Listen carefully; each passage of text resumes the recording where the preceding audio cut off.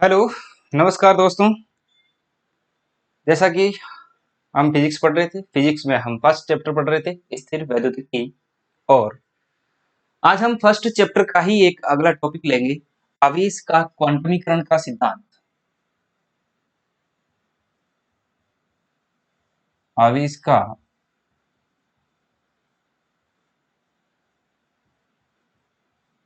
क्वांटमीकरण का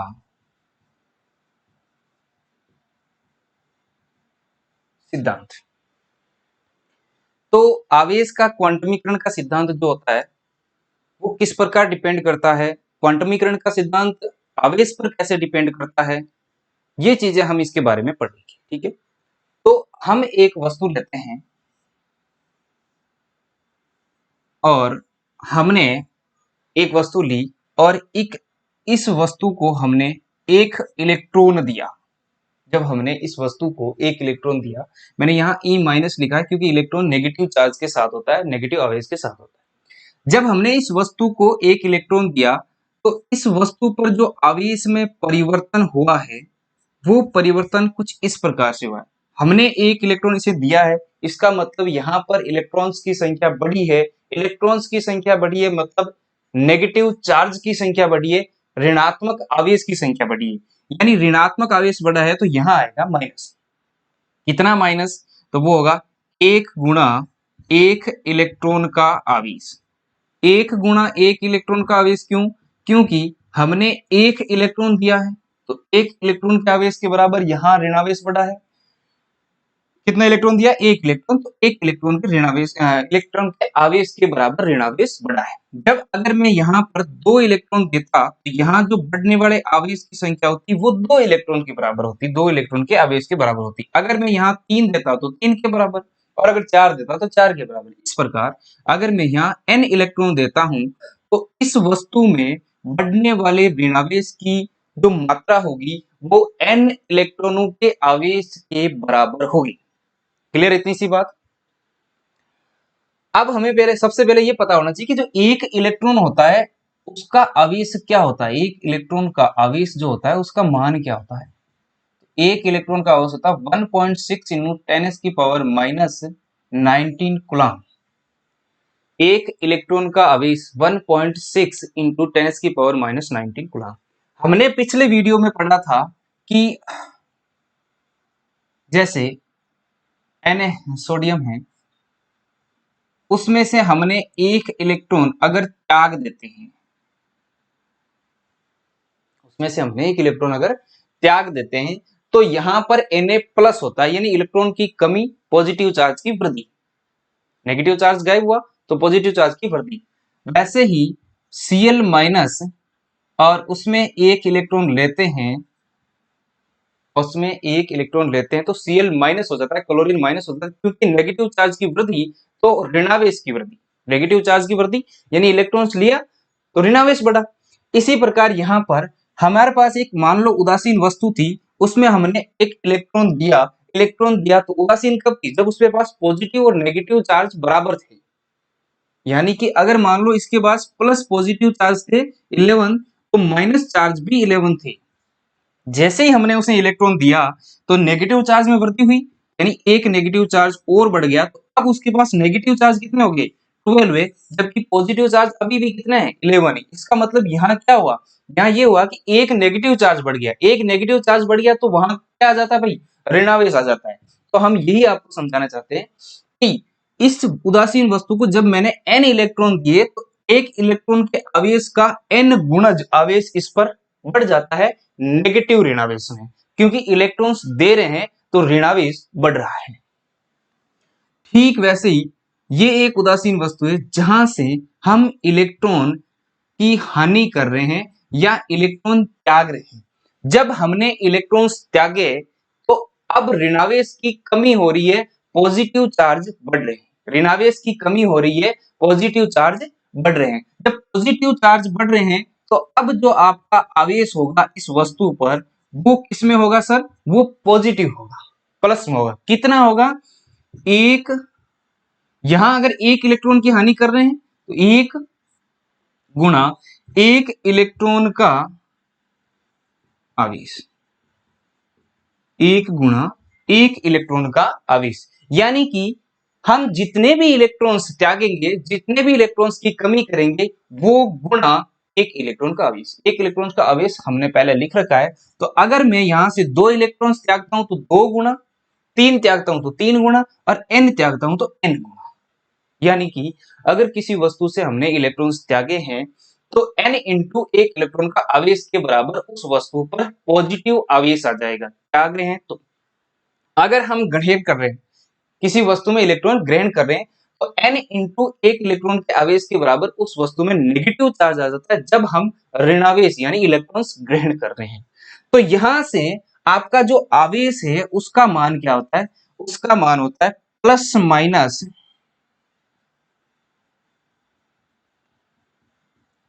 स्थानांतरित इलेक्ट्रॉन्स की संख्या गुणा 1 इलेक्ट्रॉन का आवेश। इस चीज से आप क्या समझे कि जो आवेश होगा वो होगा स्थानांतरित इलेक्ट्रॉन्स की संख्या। अगर हम निकाल रहे हैं तो प्लस n, अगर हम उसमें इलेक्ट्रॉन्स दे रहे हैं तो माइनस n, गुणा 1 इलेक्ट्रॉन का आवेश 1 इलेक्ट्रॉन का आवेश। यानी कि इसको हम ऐसे लिख सकते हैं Q बराबर प्लस माइनस n, प्लस जब हम इलेक्ट्रॉन्स की हानि करवा रहे हैं, माइनस जब हम इलेक्ट्रॉन्स को ग्रहण कर रहे हैं, इंटू ई का मान होगा इलेक्ट्रॉन्स 1 इलेक्ट्रॉन का आवेश। तो हमारे पास यहां ये फॉर्मूला प्राप्त होता है Q बराबर प्लस माइनस n इंटू ई। ये इलेक्ट्रॉन का क्वांटिमीकरण का सिद्धांत का फॉर्मूला प्राप्त होता है। अब ये कैसे काम करता है, तो इसमें थोड़ा सा एक नोट और डाल दो आप कि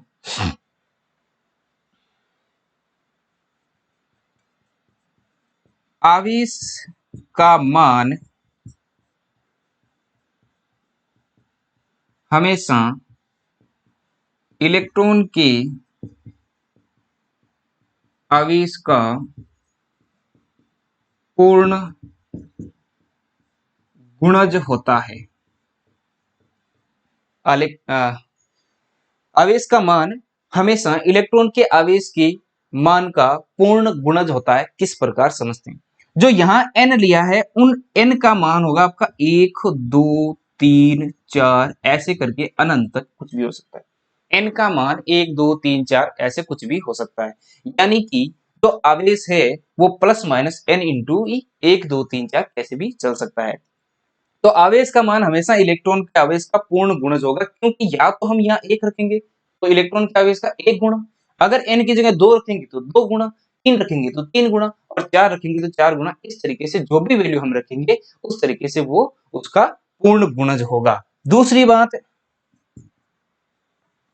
यहीं से जो निकल कर आती है वो ये है कि आवेश का न्यूनतम मान, आवेश का न्यूनतम मान इलेक्ट्रॉन के मान के, इलेक्ट्रॉन के आवेश के मान के बराबर होता है।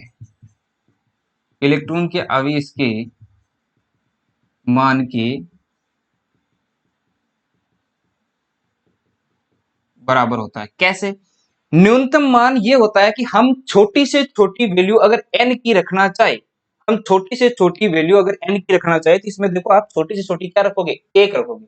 जब आप छोटी से छोटी वैल्यू 1 रखोगे n की मान, इसका मतलब आपके पास यहाँ 1 रखो तो 1 इंटू ई, आपके पास सिर्फ क्या बचेगा? इलेक्ट्रॉन का आवेश ही बचेगा। तो सबसे छोटा आवेश का मान अगर होगा तो वो होगा इलेक्ट्रॉन के आवेश का मान। अब यहां सबसे पहले इसको कॉपी करना चाहिए तो कॉपी कर लीजिए। अब यहां आपके पास जो एक अपवाद है वो ये है क्वार्क।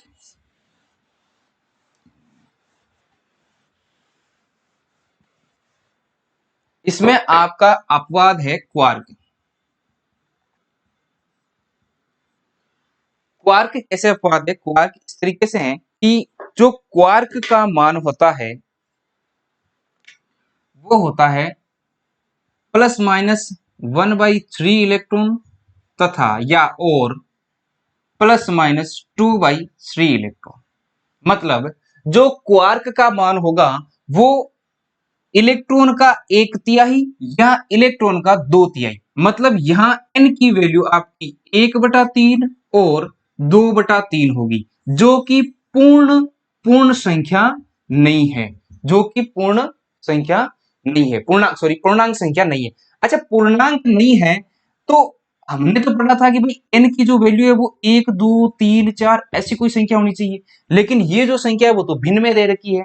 तो इसका मतलब ये हुआ कि इसे यानी क्वार्क को आवेश के क्वांटमीकरण के सिद्धांत का विरोध करना चाहिए, क्योंकि आवेश के क्वांटमीकरण का सिद्धांत ये कहता है कि इलेक्ट्रॉन का आवेश हमेशा आवेश जो होता है वो इलेक्ट्रॉन के आवेश का पूर्ण गुणज होता है, लेकिन यहाँ पूर्ण गुणज नहीं है, वो इलेक्ट्रॉन के आवेश का 1/3 और वो इलेक्ट्रॉन के आवेश का 2/3 है।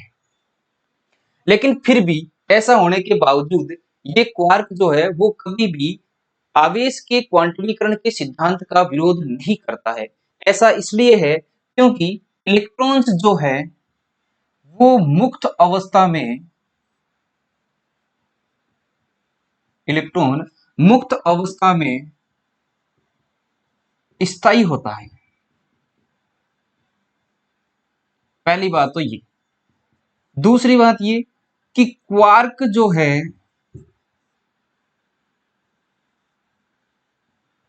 वो मुक्त अवस्था में स्थायी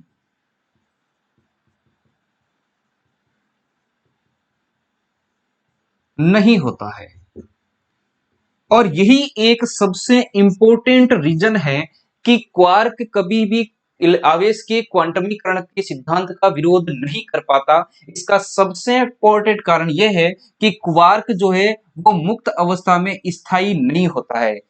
कारण ऐसे कि अगर एक इलेक्ट्रॉन एक वस्तु से दूसरी वस्तु में जा रहा है तो वो आसानी से एक वस्तु से दूसरी वस्तु में जा सकता है, और वहां पर जो ऋणावेश या धनावेश जो चार्ज आएंगे वो चार्ज हो जाएंगे और बात खत्म हो जाएगी, क्योंकि ये इलेक्ट्रॉन मुक्त अवस्था में स्थायी होता है, तो वो एक वस्तु से दूसरी वस्तु में वातावरण के द्वारा आसानी से प्रवेश कर सकता है। लेकिन क्वार्क के साथ ऐसा नहीं है। क्वार्क एक वस्तु से दूसरी वस्तु में नहीं जा सकता, कारण कि जब क्वार्क एक वस्तु से छूटकर दूसरी वस्तु में जाएगा तब वो इस जाने वाले रास्ते में वो क्या होगा, वो मुक्त अवस्था में होगा, और हम जानते हैं कि वो मुक्त अवस्था में स्थायी नहीं होता है। इसका मतलब वो वहां पर मृत हो जाएगा, यानी वो दूसरी वस्तु में प्रवेश नहीं कर पाएगा, तो वहां पर कोई भी आवेश में चेंजेस नहीं होगा। तो हम इसे ऐसे समझ सकते हैं कि क्वार्क जहां है वहीं रहेगा, वहां से दूसरी वस्तु में प्रवेश नहीं करता है। जब प्रवेश नहीं करता है तो आवेश में भी कोई परिवर्तन नहीं होगा, वो जहां स्टेबल है वहीं रहेगा, जहां स्थायी है वहीं रहेगा, दूसरी जगह जाएगा नहीं।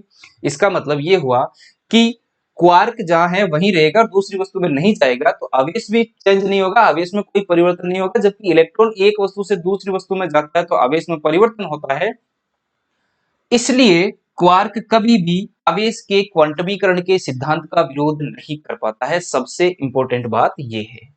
तो यहां तक मेरे ख्याल से आपको समझ में आया होगा। अब हम बात करते हैं द्रव्यमान में परिवर्तन की।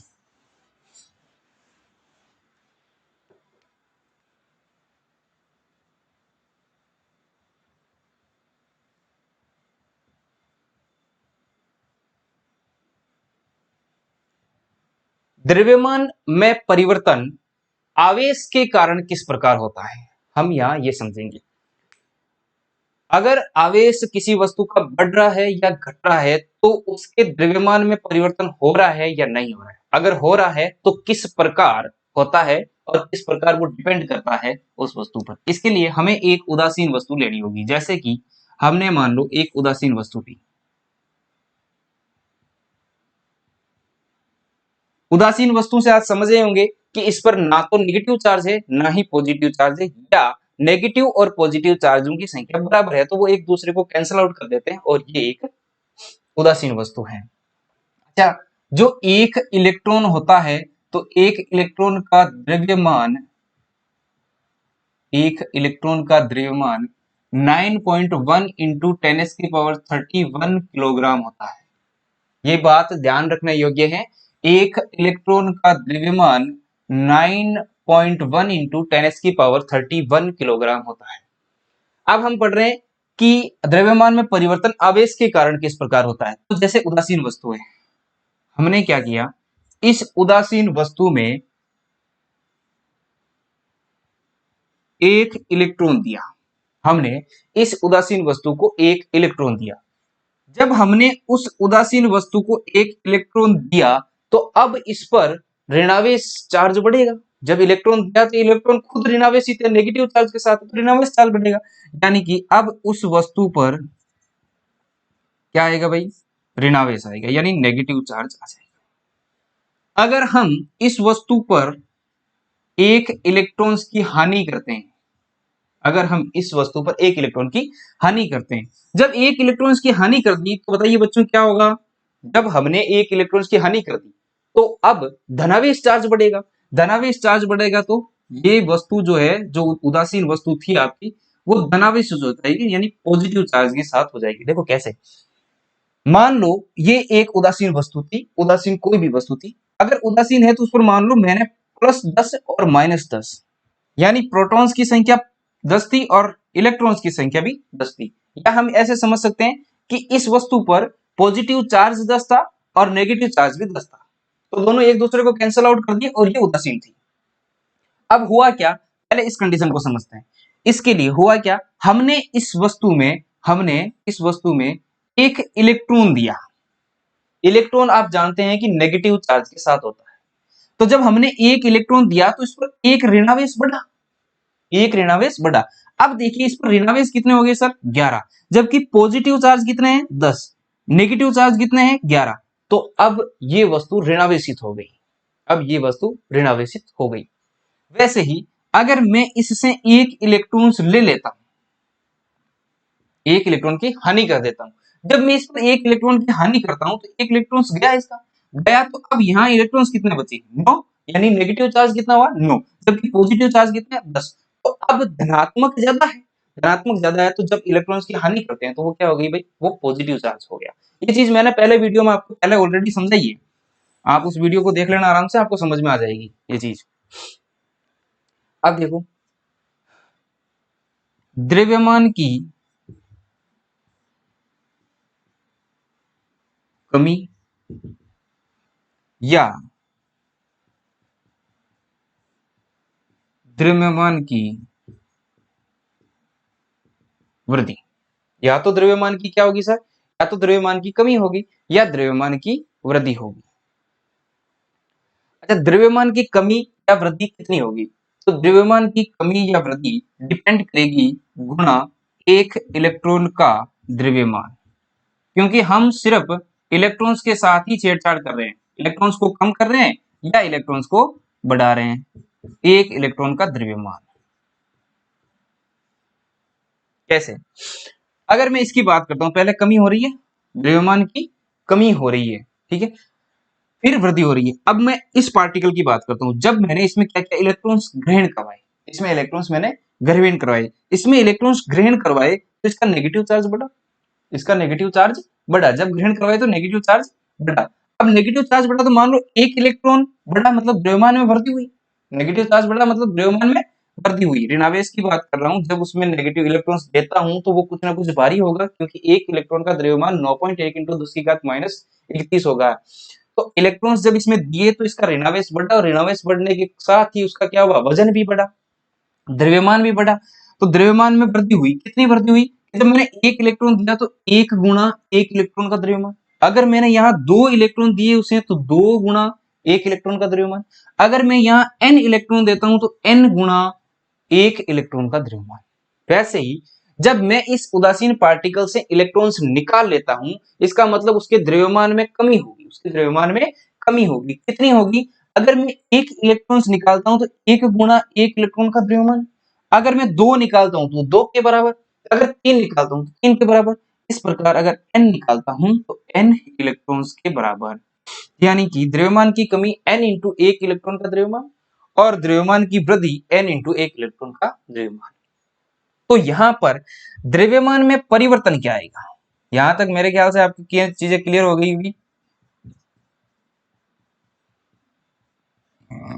द्रव्यमान में परिवर्तन सेम वैसे ही प्लस माइनस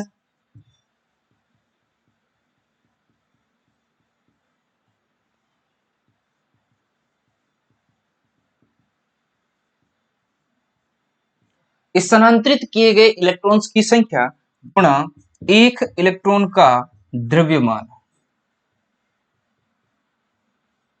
एक इलेक्ट्रॉन का द्रव्यमान।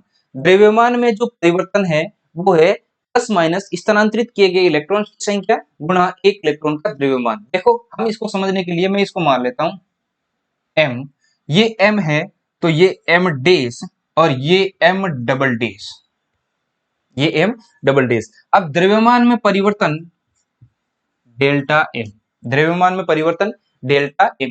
स्थानांतरित किए गए प्लस माइनस, प्लस और माइनस डिपेंड करेगा लिए गए और दिए गए इलेक्ट्रॉन्स पर। स्थानांतरित इलेक्ट्रॉन्स की संख्या n, या तो n इलेक्ट्रॉन से दे रहे हैं या n इलेक्ट्रॉन्स ले रहे हैं, जहां पर n का मान आपका होगा 1 2 3 4 ऐसे कुछ भी हो सकता है। ठीक है, तो n गुणा एक इलेक्ट्रॉन्स का द्रव्यमान, एक इलेक्ट्रॉन का द्रव्यमान। यहां तक चीजें क्लियर हुई होगी। द्रव्यमान में परिवर्तन प्लस माइनस n, n मतलब दिए गए या लिए गए इलेक्ट्रॉन्स की संख्या गुणा एक इलेक्ट्रॉन का द्रव्यमान। ये द्रव्यमान में परिवर्तन का फॉर्मूला बनता है आपका। ठीक है, अब यहां पर जो n वैल्यू है वो होगी 1 2 3, जितने इलेक्ट्रॉन हमने दिए हैं या जितने इलेक्ट्रॉन लिए हैं उस पर डिपेंड करेगा। ठीक है, अब हमें ये देखना है कि यहां हमने इलेक्ट्रॉन्स दिए लिए और उदासीन जो वैल्यू थी उसमें से सबसे ज्यादा भार वाला जो पार्टिकल है या जो वस्तु है वो कौन सी है। तो देखो ये उदासीन था, m, m जो है वो उदासीन था, कोई दिक्कत नहीं है। हमने इसे इलेक्ट्रॉन्स दिए, हमने इसे इलेक्ट्रॉन्स दिए तो उस पर ऋणावेश आया, लेकिन इलेक्ट्रॉन ग्रहण किए तो इलेक्ट्रॉन जब ग्रहण कर रहा है तो उसका कुछ ना कुछ द्रव्यमान बढ़ रहा है, उसका द्रव्यमान बढ़ रहा है, मतलब वो सबसे भारी पार्टिकल होगा। और जब हमने इलेक्ट्रॉन्स निकाल लिए, जब हमने इलेक्ट्रॉन्स निकाल लिए तो उसका द्रव्यमान घट रहा है। हम ये मानेंगे कि यहाँ भाई हमारे पास 10 इलेक्ट्रॉन्स थे। एक बार समझने के लिए हम ये मानते हैं कि यहाँ 10 इलेक्ट्रॉन्स थे और ये उदासीन था। अब मैंने उसमें कुछ इलेक्ट्रॉन्स दिए तो वो 11 12 13 14 कुछ इलेक्ट्रॉन्स हो जाते हैं, इसका मतलब उसका भार बढ़ा है, द्रव्यमान बढ़ा है। जब हमने इसमें कुछ इलेक्ट्रॉन्स दिए तो उसका द्रव्यमान बढ़ा है, तो द्रव्यमान बढ़ा है इसका मतलब वो सबसे भारी होगा, किससे, किससे, उदासीन से, उदासीन से भारी होगा। तो ये बड़ा भारी हो गया m डैश m से। और जब इसमें से हमने कुछ इलेक्ट्रॉन्स की हानि मतलब कुछ निकाल दिए तो यहाँ या तो 8 रहे होंगे या 9 रहे होंगे या 7 रहे होंगे, यानी 10 से कुछ कम इलेक्ट्रॉन्स ही रहे हैं। 10 से जब कुछ कम इलेक्ट्रॉन्स रहे हैं तो इसका द्रव्यमान भी क्या हुआ है, कम हुआ है। ये द्रव्यमान हमेशा कम होता गया, तो m डबल डैश ये उसके आपके द्रव्यमान का जो चार्ट है वो ये बनता है कि ऋणावेशित जो पार्टिकल होगा उसका द्रव्यमान सबसे ज्यादा होगा और धनावेशित जो पार्टिकल होगा उसका द्रव्यमान सबसे कम होगा, जबकि उदासीन जो पार्टिकल होगा वो ऋणावेशित और धनावेशित के बीच में द्रव्यमान रखने वाला होगा। सबसे ज्यादा भारी या सबसे सॉरी द्रव्यमान सबसे ज्यादा एम डैश का यानी ऋणावेशित का, एम डैश कौन सा था, ऋणावेशित कण, एम उदासीन और m डबल डैश धनावेशित। ये चीज मेरे ख्याल से आपको क्लियर हुई होगी कि जब हमने किसी उदासीन पार्टिकल में, जब हमने किसी उदासीन वस्तु पर इलेक्ट्रॉन्स दिए तो उसका द्रव्यमान बढ़ा, तो वो उदासीन से ज्यादा द्रव्यमान रखता है। फिर उदासीन उदासीन से जब हमने कुछ इलेक्ट्रॉन्स निकाल लिए तो उसका द्रव्यमान घटा, तो वो उदासीन से कम हो गया, कम द्रव्यमान वाली वस्तु हो गई। तो अब हम समझ सकते हैं कि इसके अंदर सबसे ज्यादा, आप यहां से देख लीजिए आपको लिखा हुआ दिख रहा है, सबसे ज्यादा द्रव्यमान किसका होगा, ऋणावेशित पार्टिकल का, फिर उदासीन का, फिर ऋणावेशित सॉरी धनावेशित पार्टिकल का। ठीक है, तो यहां तक चीजें आपको क्लियर हुई होगी, समझ में आई होगी। आगे अब हम पढ़ेंगे आवेश संरक्षण का सिद्धांत।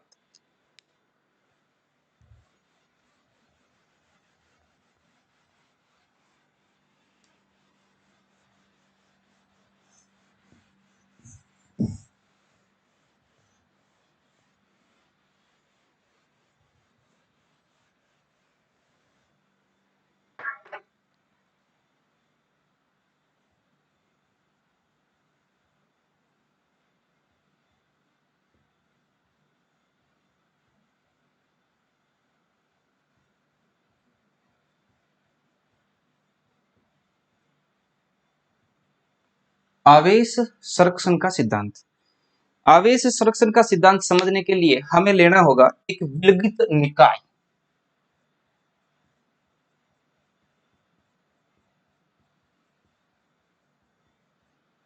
सबसे बड़ी प्रॉब्लम ये विलगित निकाय क्या होता है। ठीक है, आवेश संरक्षण। आवेश संरक्षण का मतलब होता है कि किसी वस्तु में कितना आवेश संरक्षित रहता है किसी प्रक्रिया से पहले और किसी प्रक्रिया के बाद। किसी वस्तु में किसी प्रक्रिया से पहले और प्रक्रिया के बाद में कितना आवेश संरक्षित रहता है, ये होता है आवेश संरक्षण का सिद्धांत। किस पे डिपेंड करता है, आवेश पर कितना डिपेंड करता है, ये चीज अभी हम समझेंगे। लेकिन इसे समझने के लिए हम लेंगे एक विलगित निकाय। तो सबसे बड़ी प्रॉब्लम ये हुई कि ये विलगित निकाय क्या है। ये विलगित निकाय क्या है? तो दोस्तों, विलगित निकाय है कि जिसे ना तो आवेश दिया जा सकता है और उससे ना आवेश लिया जा सकता है। मतलब वो अपने आप में स्थिर है, स्टेबल है। तो उसे ना तो आवेश दिया जा सकता है और ना ही आवेश लिया जा सकता है। मतलब हम ये कह सकते हैं कि प्रक्रिया से पहले और प्रक्रिया के बाद में उसका जो नेट आवेश होगा वो हमेशा बराबर होगा। प्रक्रिया से पहले और प्रक्रिया के बाद में जो उसका नेट आवेश होगा वो हमेशा बराबर होगा। तो इसकी अगर मैं लैंग्वेज लिखना चाहूं तो मैं ऐसे लिख सकता हूं कि विलगित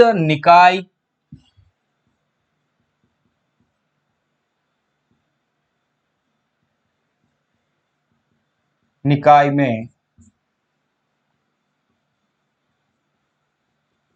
प्रक्रिया से पूर्व तथा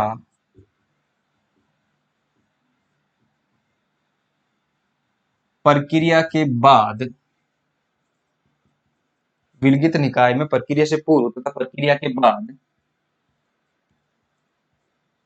नेट आवेश बराबर होता है। यहां आप समझ गए होंगे कि जिसमें ना तो आवेश दिया जा सकता है ना ही आवेश लिया जा सकता है, मतलब उसका अपने आप में नेट आवेश जो होता है वो पूरा होता है या बराबर रहता है या संरक्षित रहता है। इसको ये भी कह सकते हैं अपन कि संरक्षित रहता है।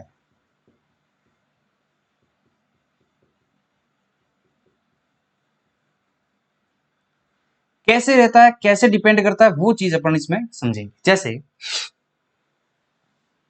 हमने अभी ये समझा था पिछले वीडियो में NaCl का जो समझ Na प्लस Cl माइनस, और इस प्रक्रिया से हमारा बनता है NaCl। ठीक है, इसको मैं समझाता हूं आपको। कुल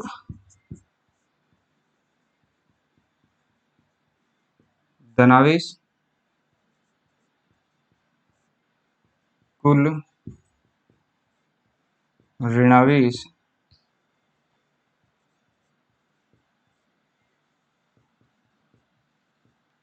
कुल आवेश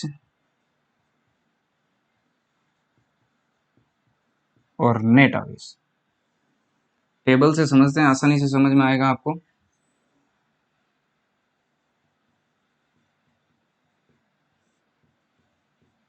प्रक्रिया से पूर्व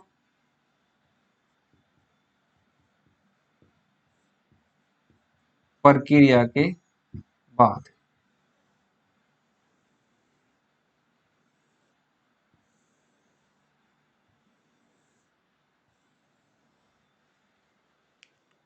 पेन थोड़ा चेंज कर लेता हूं। चलिए, अगर मैं इस की बात करता हूं, इस अभिक्रिया की, तो इस अभिक्रिया में ये प्रक्रिया से पूर्व की बात है और इधर प्रक्रिया के बाद की बात है। तो अगर मैं कुल धनावेश की बात करता हूं प्रक्रिया से पूर्व, प्रक्रिया से पूर्व कुल धनावेश, तो आप बोलोगे यहां प्लस या नेगेटिव, यानी कुल धनावेश 1।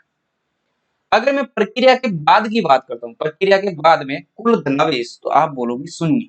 कोई भी धनावेश चार्ज आपको नहीं दिख रहा है। अगर मैं इसे प्रक्रिया से पहले की बात करता हूं कुल ऋणावेश, तो नेगेटिव। अगर मैं प्रक्रिया के बाद कुल ऋणावेश, तो 0। यहां कह रहा है कुल आवेश, कुल आवेश प्रक्रिया से पूर्व 1 और 1 जोड़ना है। टोटल आवेश कितना है, प्लस हो या नेगेटिव उससे फर्क नहीं पड़ता है कितना ये बताना है। तो 2 है। और प्रक्रिया के बाद कुल आवेश 0। अब कह रहा है नेट आवेश, नेट आवेश कितना है, तो देखो कुल धनावेश नेट 1, कुल ऋणावेश नेट 1, लेकिन धनावेश एक है और ऋणावेश भी एक है, तो वो एक दूसरे को कैंसिल आउट कर देंगे, यानी नेट आवेश क्या बचा, 0। जबकि यहाँ तो 0 और 0 ही है प्रक्रिया के बाद, तो नेट आवेश क्या बचा, 0। मैं यही चीज जो लास्ट में आपको नेट आवेश की दिखाई गई है, यही मैं आपको समझाना चाहता था कि विलगित निकाय में कुल नेट आवेश हमेशा बराबर होता है, जरूरी नहीं है शून्य शून्य होगा, लेकिन हमेशा बराबर होगा। मतलब विलगित निकाय में प्रक्रिया से पूर्व, प्रक्रिया से पूर्व और प्रक्रिया के बाद का नेट आवेश हमेशा बराबर होता है, संरक्षित रहता है, ना तो उसे हम विलगित निकाय में आवेश लेते हैं ना ही देते हैं, यानी जो नेट आवेश होगा वो हमेशा आपका क्या होगा, शून्य होगा। यही चीज मैं आपको समझाना चाहता था और इससे आपको ये चीज समझ में आ गई होगी मेरे ख्याल से। तो अब हम यूं लिख सकते हैं इसको, फॉर्मूले में अगर चेंज करना चाहे तो ऐसा लिख सकते हैं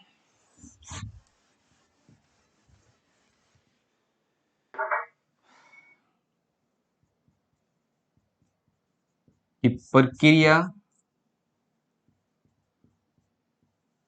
से पूर्व नेट आवेश क्या होगा भाई, sigma Q, sigma Q I, Q I देते कुछ भी नाम दे देते कोई दिक्कत नहीं है, वो बराबर होगा प्रक्रिया के बाद नेट आवेश, बराबर होगा प्रक्रिया के बाद नेट आवेश सिग्मा क्यू फाइनल, इनिशियल और फाइनल। प्रक्रिया से पूर्व का नेट आवेश बराबर होगा प्रक्रिया के बाद के नेट आवेश के, ये आवेश संरक्षण का सिद्धांत है, यही आवेश संरक्षण का सिद्धांत है। और ये आवेश संरक्षण का सिद्धांत हमने समझा एक विलगित निकाय से। विलगित निकाय वो होता है जिस पर ना तो हम आवेश ले सकते हैं ना ही उसे आवेश दे सकते हैं, वो अपने आप में स्थिर होता है। तो इस चीज से हमें ये समझ में आया कि किसी भी विलगित निकाय में या जहां आवेश संरक्षण होता है उस निकाय में प्रक्रिया से पहले का नेट आवेश और प्रक्रिया के बाद का नेट आवेश बराबर होता है, यही हमारा आवेश संरक्षण का सिद्धांत है। यहां तक कि आपको सारी चीजें समझ में आई होगी, मैं ये उम्मीद करता हूं। ठीक है, आज की वीडियो के लिए धन्यवाद।